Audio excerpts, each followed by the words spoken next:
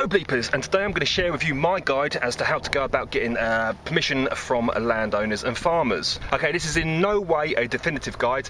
Farmers are different, people are different, it's a very, very subjective subject. But what I'm going to do here is I'm going to share with you the things that I've found useful and the tips that I've found useful, and maybe you can use them positively in the future. Either way, this could be really, really hard going. You could go and find your first permission straight away, or it could take a week or months or even years. That's quite common, unfortunately. But whatever happens, always hold this thought firmly in your mind.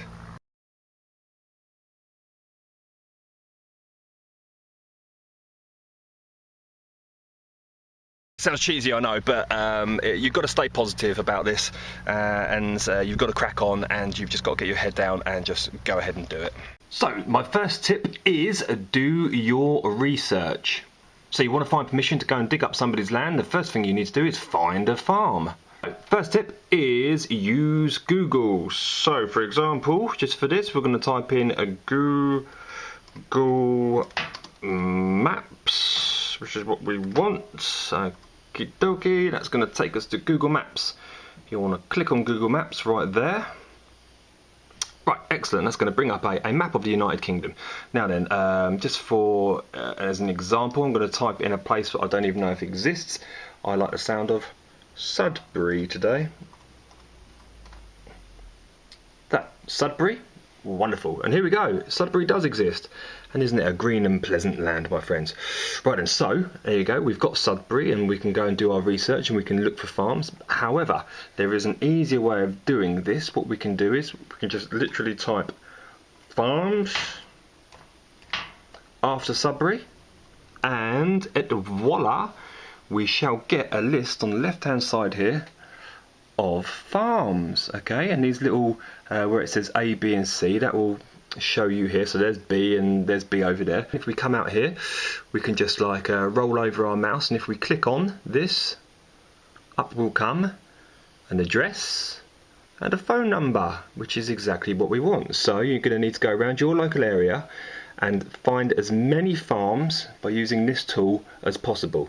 Now this isn't the only way you can do it. You can use the Yellow Pages, you can use Yell.com, there's a number of ways of doing this, but this is the way that I personally like to do it. Okay, so we now have a big old list of farms that we want to approach, and the next thing to do is go to oldmaps.co.uk. there will be a link below, and we want to type in once more Sudbury.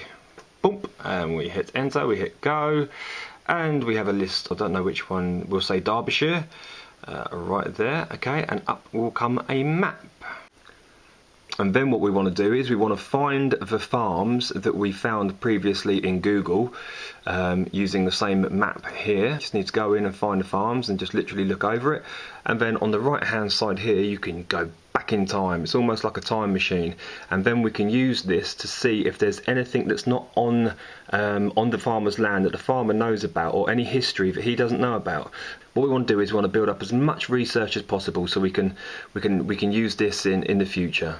Google is your friend, my friends. So for example, if we were to type in history of Sudbury like thus, a few hits will come up. Okay, so there you go, you've got Wikipedia right there that we could use, but look at this right at the top, Sudbury History Society. Sounds great. There you go, SHS, Sudbury History Society, and on this website will be tons and tons of material that you can use, which will be applicable to your research that you'll be using when you're going to approach your farmer. You can also use Google plugins on Google Earth, which, such as Where's the Path and things like that. I'll put a link below again. Another old school way of doing it is we still have libraries, so use them. So you type in Sudbury Library, just for an example, and a list of libraries will come up. Wonderful, and you can go in there and you can use their maps and their ordnance surveys, or just research as much as you can. Use these while they still exist, my friends. Okay, so you've done tip 1 and you've done your research, and we want to go on to tip 2 now, which is involve yourself in things that will make your situation easier. Okay, so for example, just off the top of my head, get an NCMD membership, National Council for Metal Detecting. It's only about £8 a year, and it insures you for something like 11 million. What this does, it's not about the insurance, but what it actually does is show your farmer that you are serious about your hobby. And it insures you against things like, for example, if you were to accidentally dig up a World War II bomb and blow up his favourite cow. So there's a link below to the NCMD, okay? There's other ways of insuring yourself as well, but that's the main one, and there's a link below. Tip 2 of tip 2 is find yourself a club. This will also solidify your passion for the hobby, but again, will show your farmer that you're part of an institution and therefore you are serious about your hobby. But it's also a great way of meeting other people that metal detect, and they might be able to put you onto farmers or friends of people. It's just good to be part of a club because it will open up other doors for you. But as I said before, it will also show your farmer that you are serious and part of an institution. Okay, number 3 of tip 2 is get yourself some business cards. Okay, you can get them free at vistaprint.co.uk. There's a link below. Make sure you've got your address on them, your email address, your phone number, your NCMD insurance number, and anything else you want to put on there. Okay, you're going to be using these for the further tips in the future. And get yourself a contract ready. Again, there's a link below to my most favoured one. You're going to need this in the future, and again, it shows your farmer that you're serious. But in the initial stages, don't just go and wave the contract under his nose, because it might just it might scare them away a bit. So what you need to do now is prepare yourself for the meeting with the farmer. And on that note, I've come inside because it's too hot out there. It's not good for my Celtic noggin. Okay, on to tip 3, and that's approaching your farmer. So you've done your homework, you've done your research, you've prepared yourself, okay, and now we have to go and actually meet the farmer. Now there's a number of ways of going about doing this, and I'm going to cover the 3 main ones here. And this is where you need to have a really long, hard think about your current life situation. There's a lot of things to consider here. Right, so the first way of contacting the farmer, email and letters. Now, email and letters have never ever worked with me. They work for some people, but they've never worked for me. Why? Well, farmers are very, very busy people. Are they going to reply to an email? Are they going to reply to a letter? Some do, some will reply. But my advice to you would be to send an email or letter and then follow up in a week's time with an actual meet. In the description below, there is a generic letter you can use to send to your farmer. Obviously change your name and change anything that you need to in that. If you've got something to trade off, I would mention it in the letter. So if you can help the farmer in any way, like just offer to do a couple of days work, or if you're a handyman, offer to fix something, or offer to keep an eye on their land, anything. I mean, if you're not that way inclined, like I'm not, offer to build a website, offer to just think of something, just mention something in there that might be useful to them. If you're writing a letter, make sure you pop your business card in that we mentioned before. That way he's got your National Council of Metal Detecting insurance and all of your details to get back in contact with you. Also in that envelope, put a self-addressed envelope as well, so he can just send it back so it doesn't cost him any money. Put a stamp in there as well. Okay, after about a week or 2 weeks, you're going to need to follow this up. And there's 2 ways of going about doing this. Okay, so the first one is meeting them in person. Now, as I mentioned before, you're going to have to think about your life situation and your ethics concerning this, because if you have tattoos all over your face and you've got piercings everywhere, well, good for you for expressing yourself through your face. But is a farmer going to warm to you? So you have to think about things like that. Also, dress smart. Would you want this person to be digging up your land? No, neither would I. So dress smart, but not too smart. You don't need to wear a suit or anything like that, I don't think. Also, consider your age. This is a dodgy one. I believe through my experience and talking to other metal detectorists in my club that I think age might go against you. I think that the younger you are, the harder it is to gain trust with farmers. Just consider this when you're approaching your farmer. I mean, obviously it's not going to be the case with everybody. But if you are young and you are going to meet your farmer, then make sure that you are clued up about the points that I mentioned previously. So do your research, make sure you've got insurance and things like that, because all of these factors are going to give you a better chance of getting that permission. I've never got one permission by going to meet a farmer. I mean, you could say it's long hair and you could say it's the beard, but I've been there with short hair and no beard. I've been polite, I've been smart, but I've never ever got a permission. I have no reason why that is. but it is what it is. When you're meeting your farmer, be polite. Going in there and saying, "All right, mate, mind if I dig up your land?" is going to do you no favours at all. Don't swear. Know your history. Smile. Be polite. Be nice. Be sincere, and don't chew gum. Again, take your business card. If they say no to you, just be polite, say thank you. Do you mind if I leave my business card with you anyway, just in case you change your mind? Be polite and leave. A no is a no. Don't get agitated and don't try and push it.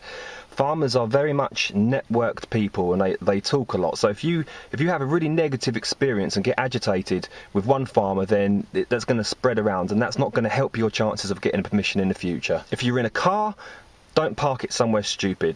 Don't run over his favourite pig, don't rev, don't have loud music, and drive slowly and responsibly. If you have a child, one of those little ones like that, one of those small ones that look cute, take them with you, because it shows you're an adult with responsibilities, and they might even warm the heart of even the coldest farmer.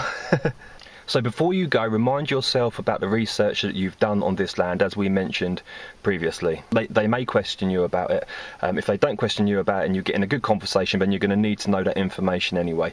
If you have any finds from previous hunts, take them with you and show your farmer. Again, this solidifies your cause and shows that you have a passion about your hobby. So, you've sent your letter.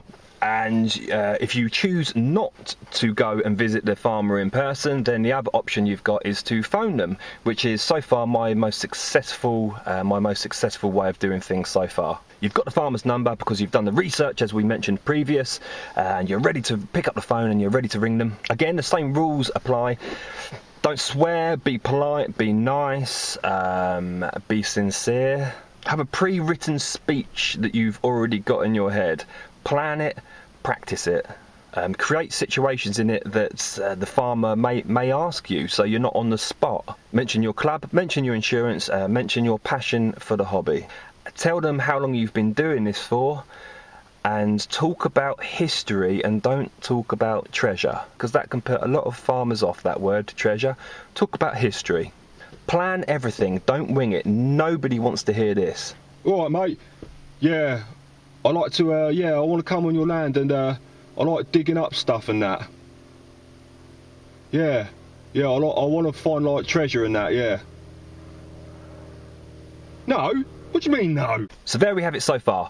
Research, letter or email, followed up with a meeting or a phone call. Which brings me to number 4, which is other points of contact. And there's other ways of doing this. You could go to farm shows, you could meet farmers at farm shows, take your business cards with you at all times, and try and create some sort of communication and relationship there and give them your card. You could go to a local village pub where you know for a fact that farmers go and drink, and you can strike up a conversation there. Again, take your business card with you. If you go in that pub a few times and people get to know you, then you're going to build up their trust. So try and build a positive relationship. Be sincere about it though. Don't just go in there and lie to people. Just go in there and do it just for that subject. Be sincere. People will smell it from a mile away. Use the internet. Use websites like FreeCycle. You could use FreeCycle, for example, and just post up saying looking for land or something like that. There's a link below. Or you could do the same thing with newspapers. Pay a small amount of money and put a really small ad in newspapers, just stating that you're looking for land. You don't know who's going to read that or see that. And lastly, one of the most important things is, if you do get a permission and you do get a field, try and maintain a really good relationship with your farmer. At Christmas, send them a Christmas card and a bottle of wine or something like that. That way you're going to definitely keep your land, and they may tell other farmers what a great person you are. And that's about it, folks. If any of you really experienced detectorists have any tips, then comment below and leave them and try and help everybody out. And once more, my friends, I want to leave you with this positive message.